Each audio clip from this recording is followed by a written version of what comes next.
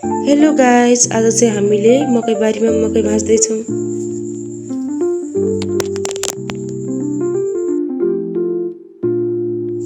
सबैजना एकातिर मकै भाँच्दै छन् अनि म चाहिँ यहाँ भिडियो बनाउनको लागि एक्लै हाँस्दै मकै भाँच्दै डोकोमा राख्दै छु।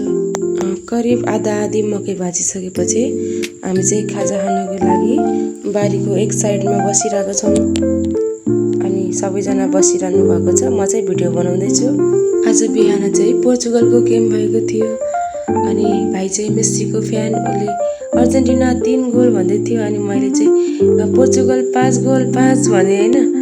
अनि त्यसपछि भाइले फेरि भामोस 3 गोल भन्दै रमाइरहेको थियो कि। अनि मैले चाहिँ गेमको कुरा त्यही छोडेर तिर्खामा खाने माउन्टेन ड्यू भने। त्यसपछि साथमा चाउचाउ।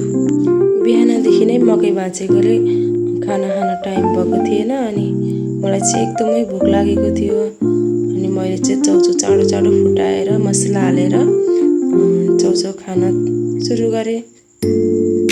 मैले चाउचाउ चाँडो खाँदै गरेको देखेर भाइले चाहिँ अड्काउँला ड्यू खाऊ भन्दै थियो अनि मैले ड्यू खाइहालेँ।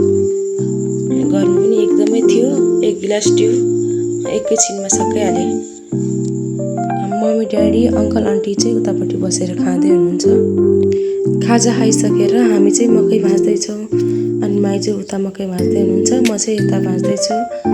अनि म चाहिँ भिडियो बनाउनको लागि भाइलाई जबरजस्ती गर्दैछु। भाइले चाहिँ कराउँदैछ, नक्कल पनि कति पार्न सकेको हो भन्दै गाली गर्दै भिडियो बनाउँदैछ। अनि मैले चाहिँ मकै भाँच्दै गर्दा यस्तो खाले मकै भेटेँ कि यो टुप्पोबाट फलेको। अनि हजुरबुवालाई दिएँ अनि हजुरबुवाले चाहिँ भन्दै हुनुहुन्थ्यो यो मकैभित्र हिरा छ, हिरा अरे मकैभित्र पनि हिरा हुन्छ त कहीँ, यस्तो टुप्पोबाट फलेको मकै त के को औषधि हुन्छ भन्दै सुनाइरहनु भएको थियो कि। बुढाको कुरा न हो, जे पनि बोल्छ भनेर मैले यसै हाँसेर उडाइदिएँ। मलाई चाहिँ मकै भाँच्दा भाँच्दा एकदमै बोर लागिसकेको थियो अनि म चाहिँ यसो टिकटक अन गरेर गीत गाउँछु भन्ने लाग्यो अनि मकै भाँच्दै गीत गाउन सुरु गरेँ।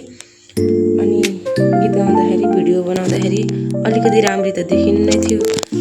अब इफेक्ट नलाग्दा राम्ररी देखिने थिएन अनि त्यसैले घामले डढेको अनुहारमा इफेक्ट लगाउँदै गीत गाउँदै गरेँ। अनि माइजूले चाहिँ अझै नक्कल गर्दै गर भनिरहनु भएको थियो। अनि मैले चाहिँ यसो रमाइलो, अनि माइजू कामसँगै रमाइलो पनि गर्नुपर्छ नि भन्दै गफ दिँदै गीत गाउन सुरु गरेँ। मैले गाएको गीत सुनेर चाहिँ सबैजना हाँस्दै थियो क्या। मेरो स्वर राम्रो छैन नि त, मेरो स्वरको मजाक उडाउँदै थियो। त्यसरी गीत गाउँदै मकै भाँच्दै गर्दा गर्दै हाम्रो मकै चाहिँ भाँचेर सकियो अनि हामीले चाहिँ मकैलाई ट्र्याक्टरमा हालेर घर लग्यौँ।